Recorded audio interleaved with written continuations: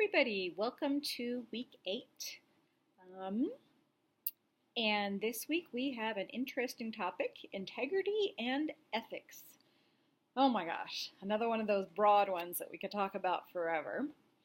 But before we start, I wanted to let you know if any of you are having any troubles um, with the YouTube videos not loading really fast, I do find that YouTube does work better on Google Chrome than, say, Safari or something like that. So just an FYI. All right, integrity and ethics. So a few things that come to mind for me in nursing education with these topics. The first has to do with integrity in grading and evaluating students. The big thing that we want to be concerned about is consistency. Now, whether we like to admit it or not, every once in a while we will have students who are maybe more favorites and least favorites. We tend to really like those students who do their work, do it on time, are actively engaged. It kind of makes it more rewarding. But regardless of how we may feel personally about a student, our assessment and evaluation has to be non-biased, has to be consistent. I think rubrics help us with that immensely when we use them for like grading papers, presentations, things like that. When I use a multiple choice exam, I get my statistics printout for the exam. It doesn't have any students' names on it. I go through and I don't look at any student's scores. I don't look at that type of report at all. But I go through, and one of the ways I look at what test questions I want to review is if I had any question where 50% or less of my students got that question wrong. And as we get further along in this course, we'll be talking about point by serial, which is a way to see if your question is working or not, separating out your prepared from your unprepared students. And if that is low or negative, then I will review those questions. So I will just review those questions, look to see if I think there was anything confusing about the question, if maybe more than one answer could have been correct. So I'll only use those criteria to look at questions to see if I'm going to give back any points or anything like that. I don't look at the students' scores to see, oh my gosh, Mary Jane didn't do well. What went wrong? I'm going to review the questions she got wrong, because that would bring bias into the review process. So those are a few things on that side. On the other side, when you get into education, there's things like politics, ethical business practices. So I'm going to give you an example.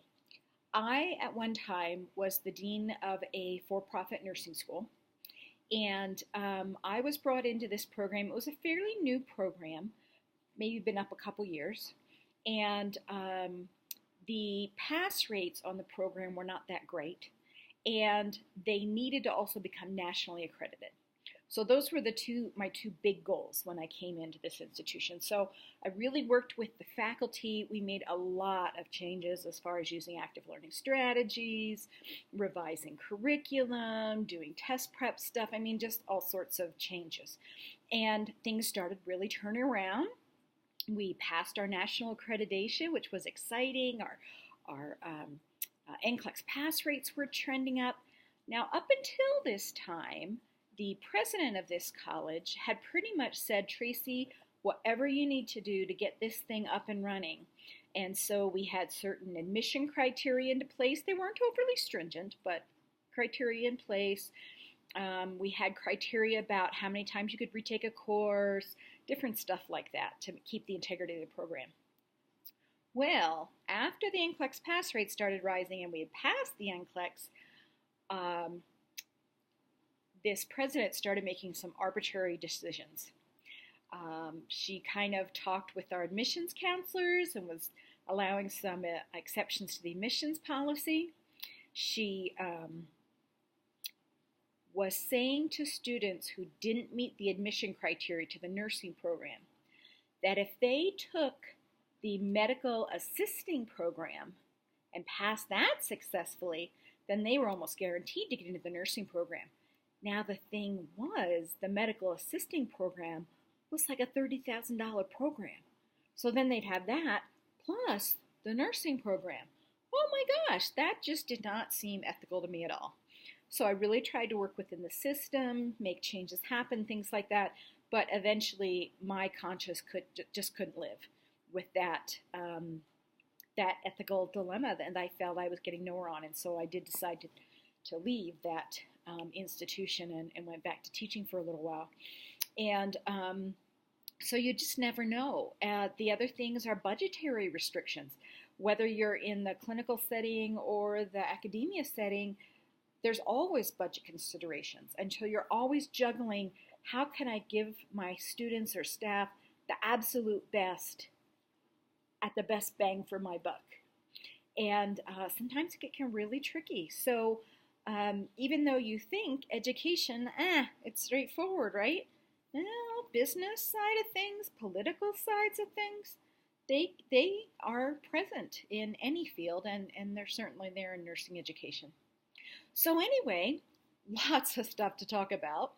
Right now, I was looking for an article I wanted to share with you, but I wasn't able to find it. So I might be adding some stuff a little later, maybe over the weekend. But that's it for now. And I really look forward to hearing about what you have to share with the ethics and integrity and the things that you've read from the Halstead book, the components of this competency. Or actually, I think this one is a pillar, maybe. So anyway, I really look forward to seeing what you have to say about these things. And I'll see you in the main forum.